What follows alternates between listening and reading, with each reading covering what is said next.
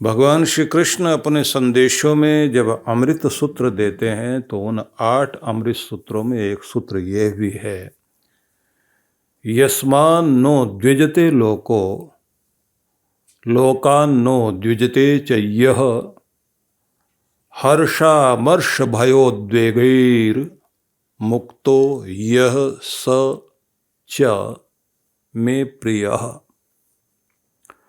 वह व्यक्ति यस्मात् न उद्विजते लोकः, जिससे कोई लौकिक प्राणी उद्वेग को प्राप्त नहीं होता, बेचैन भड़कता नहीं, दुखी नहीं होता, और जो न तो किसी को दुखी करता और न किसी से दुखी होता, स्वयं को भी ऐसा बनाया हुआ है कि किसी के परेशान करने से, गुस्सा दिलाने से गुस्सा नहीं आता, निराश करने से निराश नहीं होता, किसी ने डरा दिया तो डर जाए ऐसा भी नहीं, न तो किसी से डरता है न किसी को डराता है, न गुस्से में आता है न गुस्सा देता है, न खुद चिढ़ता इरिटेट होता, क्योंकि उद्वेग आना, अनेक तरह से उद्वेग हमारे जीवन में आते हैं जो हमारे व्यक्तित्व को प्रभावित करते हैं। कृष्ण भगवान कहते हैं मेरे प्यारों की एक पहचान ये भी है, ना तो वो चिढ़ते न चिढ़ाते, न खुद इरिटेट होते, न दूसरों को इरिटेट करते, न खुद भड़कते न भड़काते, न खुद क्रोध में आते न दूसरों को क्रोध में डालते, न कटु वचन बोलते हैं, न कटु वचन किसी के सुनकर खुद को दुखी करते।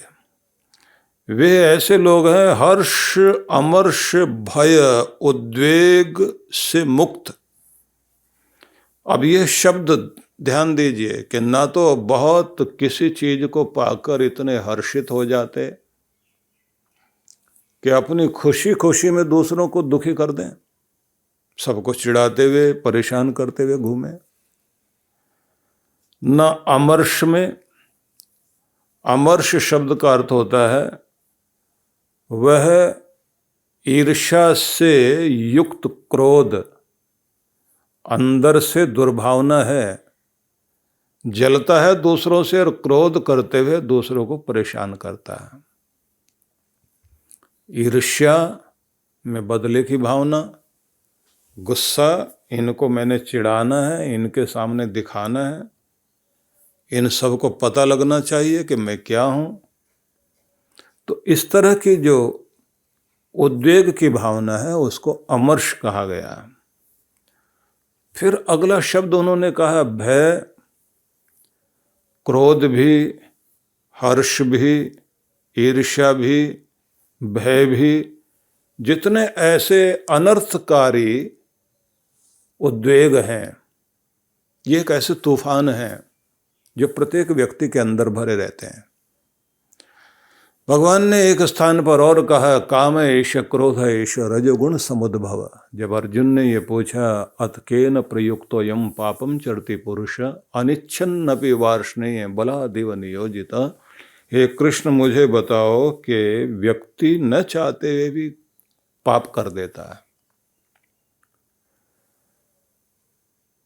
ऐसे जैसे कोई जबरदस्ती उसे खींच कर ले गया हो, बोलना नहीं चाहता कड़वा निकल जाता है मुंह से, गुस्सा नहीं करना चाहता गुस्सा हो जाता है, उद्वेग में आ जाता है। ये होता क्यों है? भगवान ने कहा काम एष क्रोध एष रजोगुण समुद्भव। व्यक्ति की जो राजसिक वृत्ति होती है, स्वभाव बन जाता है, उसके कारण काम क्रोध आदि विकार जो है तूफान की तरह व्यक्ति के अंदर से प्रकट होते हैं और वो इस तरह से बहा ले जाते हैं कि हम लोग अपने आप को संभाल नहीं पाते, क्योंकि हमारे अंदर के उद्वेग हमें इस तरह से चलाते हैं जैसे कोई नदी में तूफान आ जाए, मतलब बाढ़ आ जाए और वो कैसे खींच कर ले जा रही हो, आसपास की चीज़ों को बहा कर ले जा रही हो, ऐसे प्रवाह में हम लोग आ जाते हैं। कृष्ण भगवान ने यह कहा कि तुम्हारे व्यक्तित्व में ये बात नहीं होनी चाहिए जो मुझे पसंद नहीं है कि वो लोग मुझे पसंद नहीं आएंगे। जिन लोगों के जीवन में खुद भी दुखी रहना, दूसरों को दुखी करना, क्रोध में रहना, दूसरों को क्रोध में डालते रहना, ईर्ष्या द्वेष का संसार बसा लेना और उसी में पूरी जिंदगी व्यतीत करना। एक शब्द और प्रयोग उन्होंने किया, उद्वेग। उद्वेग में यहाँ प्रयोग हुआ है चिंता से संबंधित। चिंता का उद्वेग भी बहुत बड़ा होता है, क्योंकि यह एक ऐसी चीज होती है जो आपके प्राण शक्ति को निरंतर नष्ट कर रही होती है। इसे कहा गया है कि बिल्कुल इस तरह होता है जैसे आप देखते हैं ना कि धुआं हो और धुएं में आदमी घुट रहा हो, तो धुएं में घुटता हुआ आदमी, उसका सांस भी रुक जाता है, दिखाई भी कुछ नहीं पड़ रहा होता है। किसी कमरे में बहुत ज़्यादा धुआं भरा हुआ हो तो उस धुएं की स्थिति में आप देखिए कि ऐसी स्थिति हो जाती है, घुटन, दिखाई भी कुछ नहीं पड़ रहा, आंख में आंसू हैं और गला रुंधा हुआ है, जान निकलने को। तो चिंता बिल्कुल ऐसे करती है। चिंता ज्वाला शरीर वन, दावा लग लग जाए और अंतर न प्रगटे। जिसमें कहा गया है कि यह एक ऐसी चीज है जो अंदर है लेकिन बाहर से दिखाई नहीं देती कि आदमी चिंता में है। इसके अंदर धुंध है या धुआं है।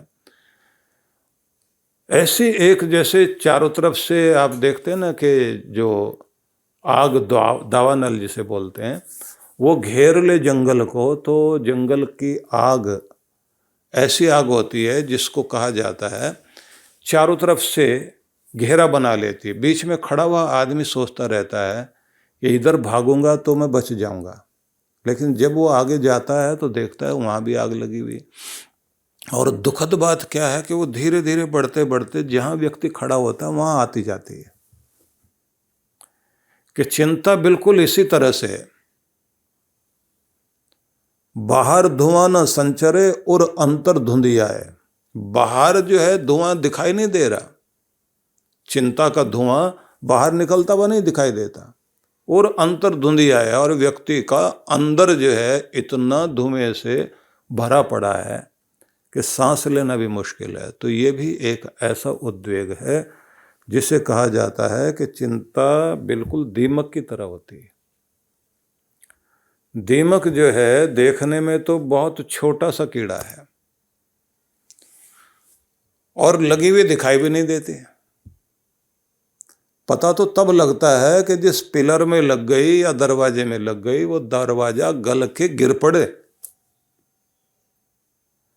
किसी पेड़ के अंदर लगी हुई दीमक, जिसे बड़ी बड़ी आंधियां नहीं तोड़ पाए, तूफान नहीं तोड़ पाए, 100 150 वर्षों के पेड़ हैं। कई देशों में आप देखिए जा करके कि वहाँ 4 आदमी हाथ लगाए इतना गोल घेरे वाला, डाए वाला पेड़ वहाँ देखने को मिलता है। आकाश को छूते हुए पेड़ होते हैं, 70-80 फुट ऊंचे तक, मतलब 7-8 मंजिल तक के पेड़। अब इतने ऊंचे ऊंचे पेड़ हैं और आंधी तूफान से गिरे नहीं, लेकिन दीमक लग जाए तो उखाड़ कर गिरा देती है। ऐसे कोई आदमी कितना भी बड़ा सेनापति रहा हो, कितना भी बहादुर रहा हो और बड़े बड़े युद्ध जीते हों, बड़ी बड़ी समस्याओं का समाधान किया हो, लेकिन उसकी जिंदगी में चिंता लग जाए तो युद्ध तो उसको गिरा नहीं पाया, बाहर की लड़ाई उसे मार नहीं पाई, अपनों के कारण या अपनी किसी परेशानी के कारण चिंता लग जाए। बाहर से तो दिखाई देगा आदमी ठीक है, लेकिन अंदर से इतना खोखला हो जाएगा कि कब गिर पड़े, कब बेचारे को कौन सा एक झटका लगे और वो कहानी खत्म हो जाए।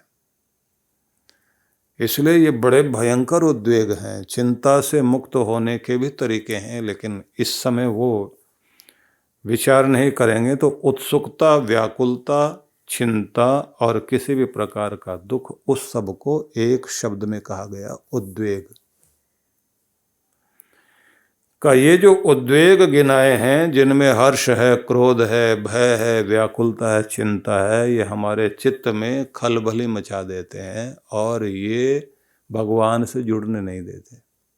कोई भी व्यक्ति ध्यान करने बैठेगा तो चिंता वाली चीजें पहले याद आती हैं और बचना भी मुश्किल है। जहाँ जाओ वहीं पर वही चीज सामने आती जाती है।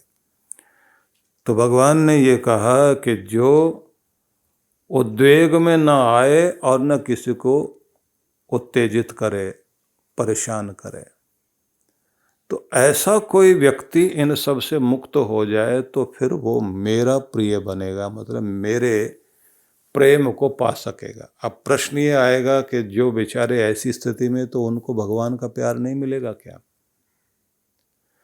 तो भगवान श्री कृष्ण ये कहते हैं कि अपनी जीवन शैली को ऐसा बनाओ कि आप इन सब से मुक्त हो सको।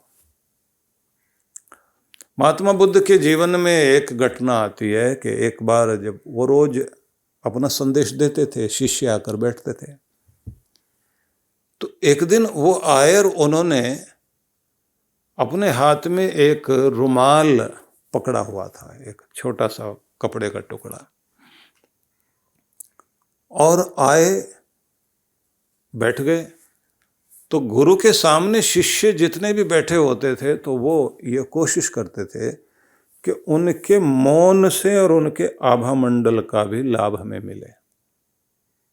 तो इसलिए जितने भी लोग बैठे होते थे बहुत अधिक मौन में होते थे, शांत होकर बैठना, और उनके भीतर चलते हुए उस शांति और प्रेम करुणा की रश्मियों से स्वयं को जोड़ते थे,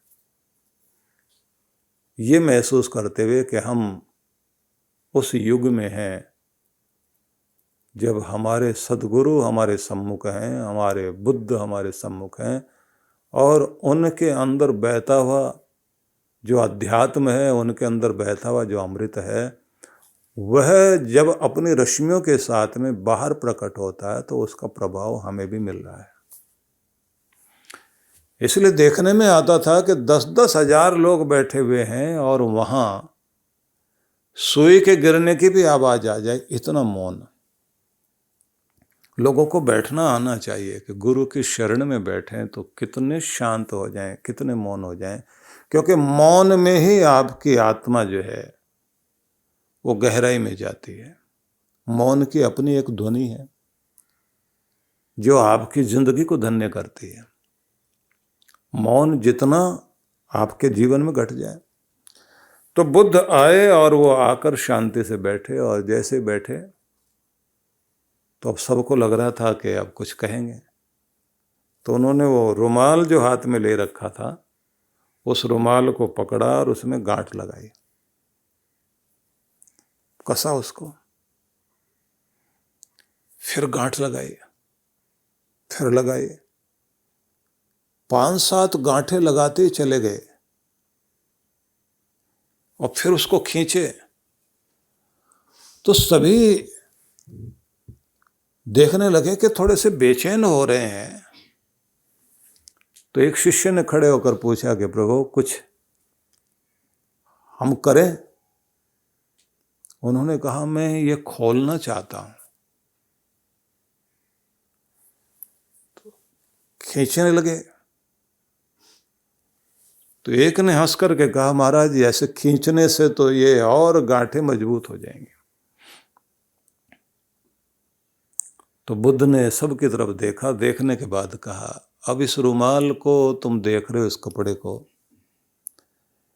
ये पहले भी ऐसा ही रहा है और अब भी ऐसा ही है, इसमें क्या अंतर तुम लोगों को महसूस हुआ?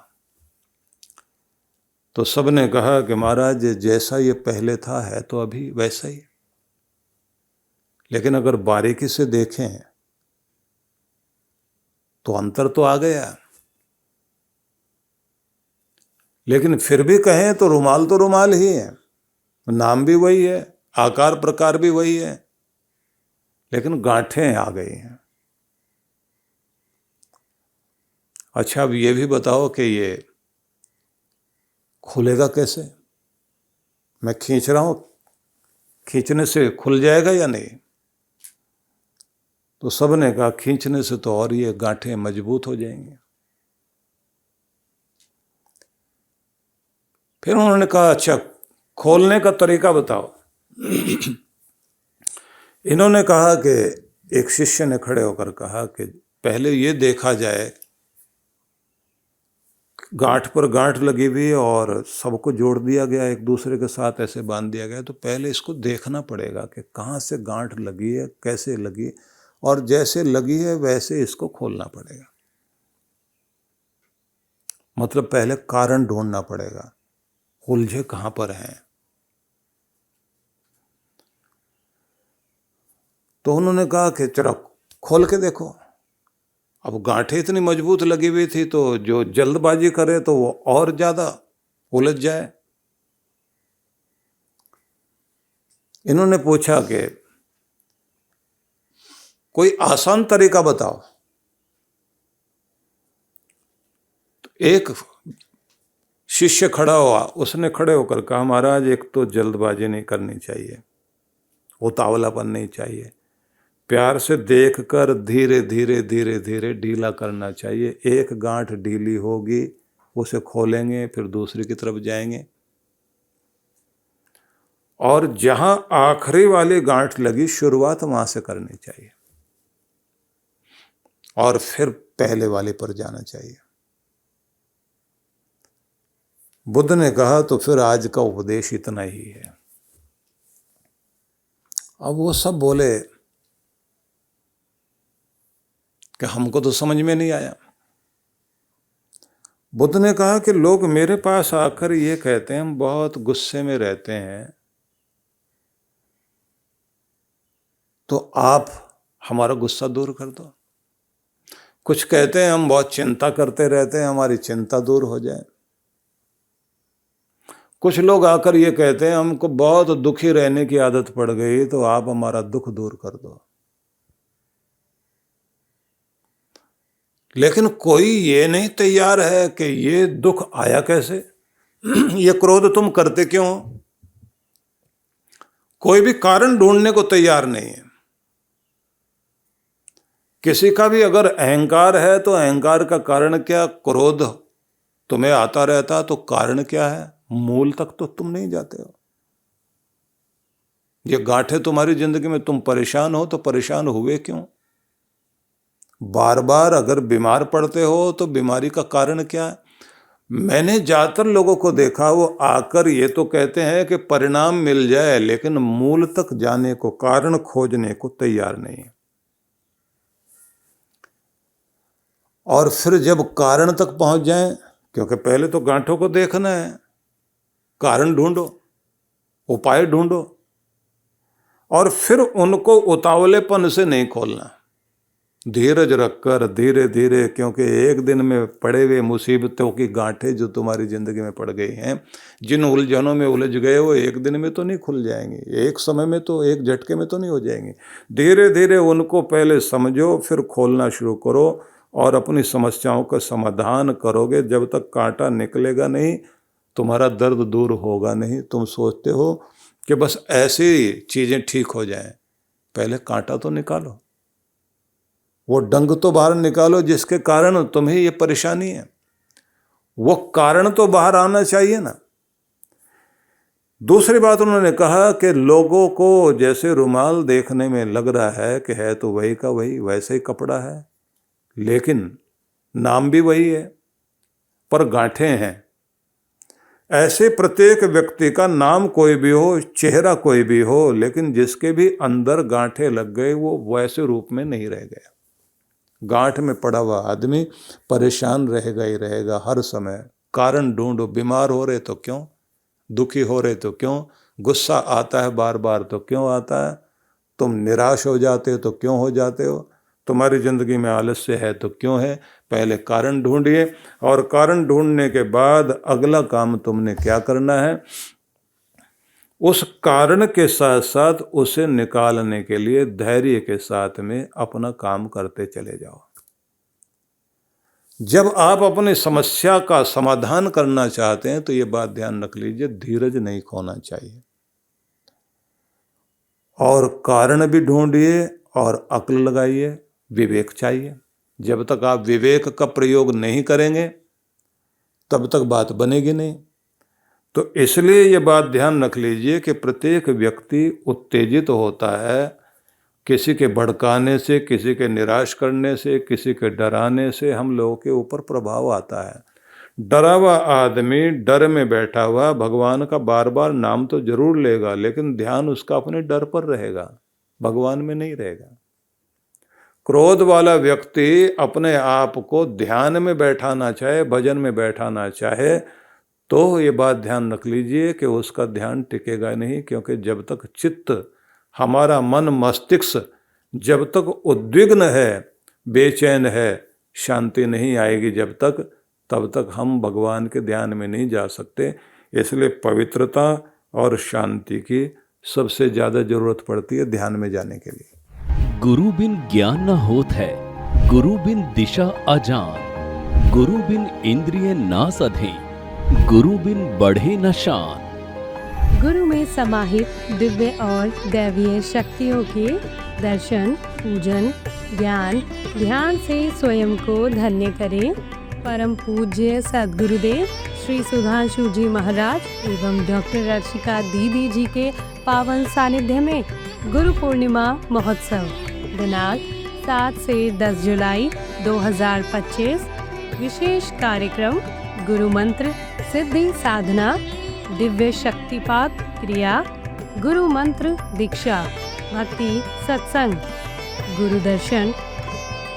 गुरु पूर्णिमा महोत्सव 10 जुलाई 2025। स्थान शक्ति टेंट, द गोल्डन डिकॉर, नजदीकी जापानी पार्क, सेक्टर 12, रोहिणी, दिल्ली। आयोजक विश्व जागृति मिशन, दिल्ली। संपर्क सूत्र ऑनलाइन व ऑफलाइन गुरु मंत्र सिद्धि साधना के लिए संपर्क करें। आप सपरिवार सादर आमंत्रित हैं।